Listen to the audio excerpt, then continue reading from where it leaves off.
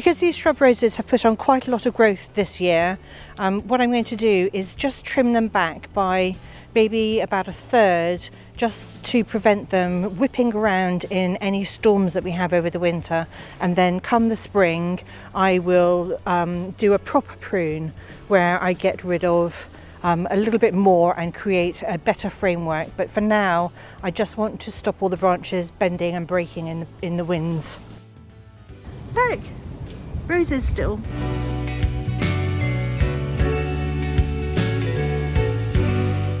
Hi everyone, welcome back to Cottoverdi. My name's Annette and it is day 22 of Vlogmas, and today I'm going to be tidying up the front garden, primarily focusing on pruning my climbing roses and just tying them in so they don't get whiplash. We were actually supposed to be having 40-mile-an-hour winds today, but it's just slightly breezy. It's not too windy. Hopefully you can hear me on the mic without too much interference. But it did remind me that I haven't tied in the climbing roses yet. Winter's a really good time to prune your roses because they go into a dormant period between sort of December and March.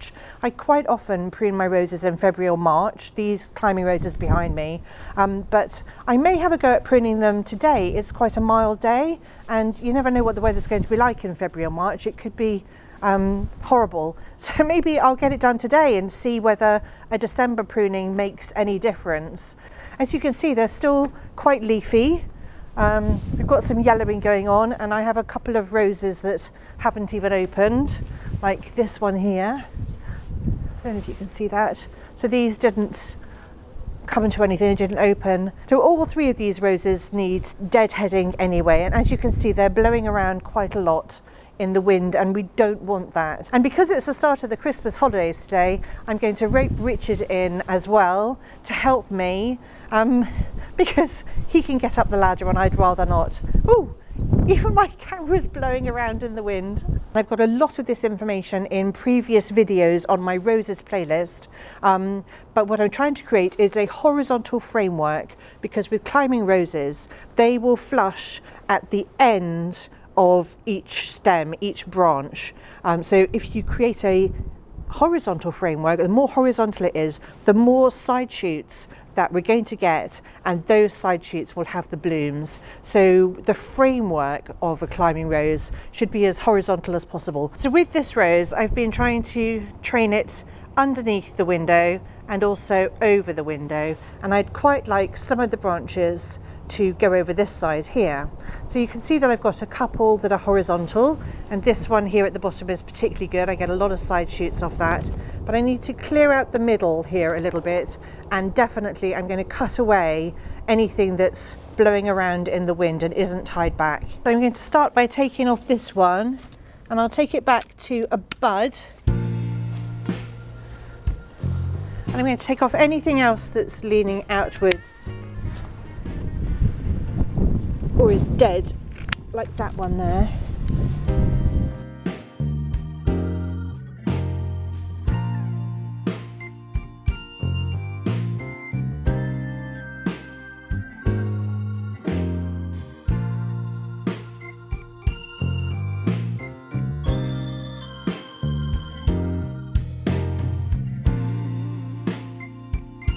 So this one's crossing here, so I'm taking this one right back. I don't want that at all. So this is a strong branch. I'm definitely going to keep this one. I'm going to take this one right back to the base here.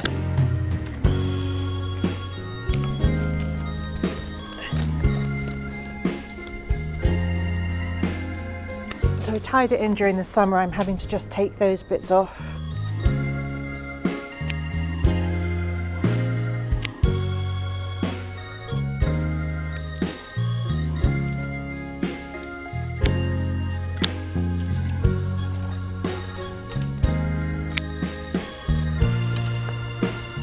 So this is a much stronger branch here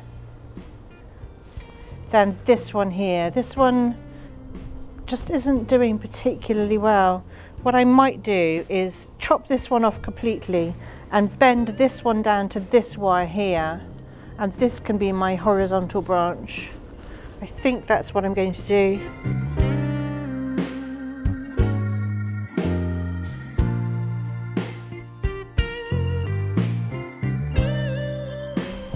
So I just use garden twine when I'm tying in my roses.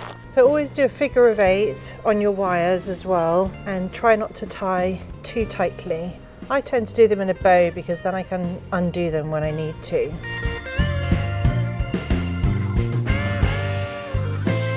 So now I've got 3 very horizontal branches. I'm super happy with that. That's a really strong branch and much better than the one that I had there before. So I tend to find it most helpful to work my way up the rose. And I'm literally just chopping off about a centimetre above the main stem.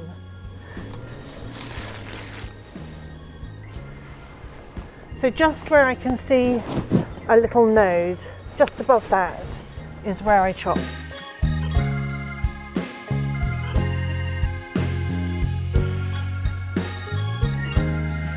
Just cutting to a node on all of them. These shorter stems are just where I've deadheaded earlier in the year. I'm going to work my way all the way along this branch.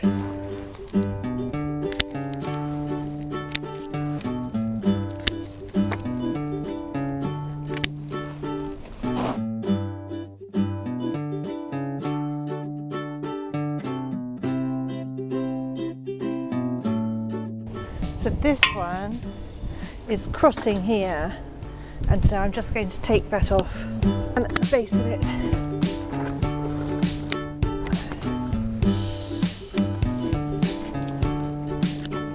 Look at these rose hips, they're enormous. So this one is behind the wire, so I'm just going to undo the turnbuckle so that we can bring it the other side of the wire. So what I'm going to do, I'm going to rejuvenate this plant because this is pretty feeble and spindly. I'm going to get rid of it right down to the base. I don't want it anymore. I'm just doing a bit of rearranging basically. So I'm going to bring this one down a wire because it's quite strong. And then this one can come down here.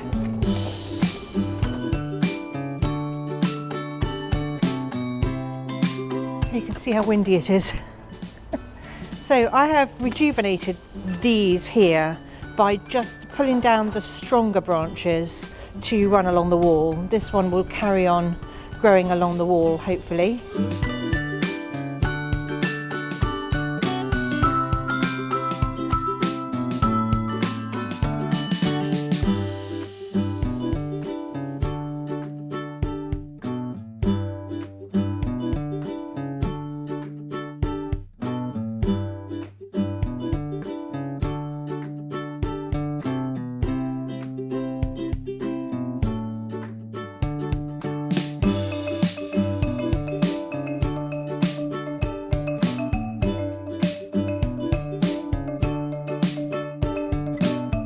So this is what we're left with now. We're left with a really strong framework with lots of horizontal branches, and next season all the flowers will come off shoots where each of the buds are on the branches, and there'll be shoots with lots of roses on the end of them, and this way we get loads more roses. It's really tempting to get your climbing roses to climb as tall as possible right from the start, but actually training them in this fashion in a fan shape is so much better, and you'll get a better display next season. So now we're just going to do that to these 2 roses.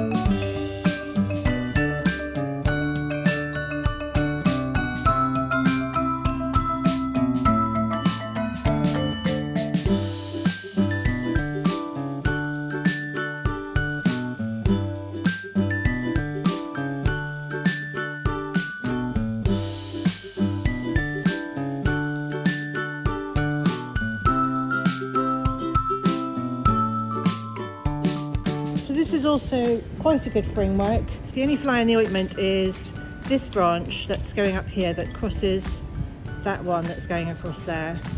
But I'm going to keep an eye on it, make sure they don't rub.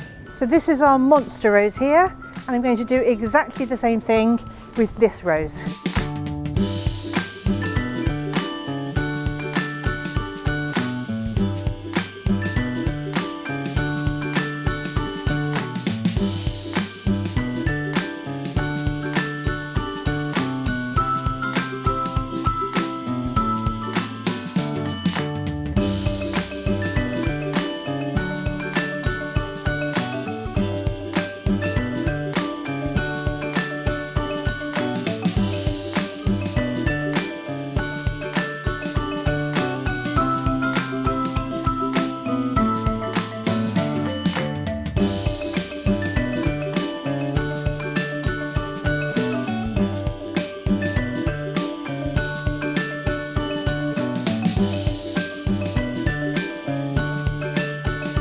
So that's it, we've pruned all 3 of the David Austin James Galway climbing roses on the front of our property. We've tied them all in, they're going to be secure for the winter, and actually I'm kind of relieved that that job is done. It doesn't take too long, but I think I tend to put it off till February or March, but I'm really pleased we've done it in December this year.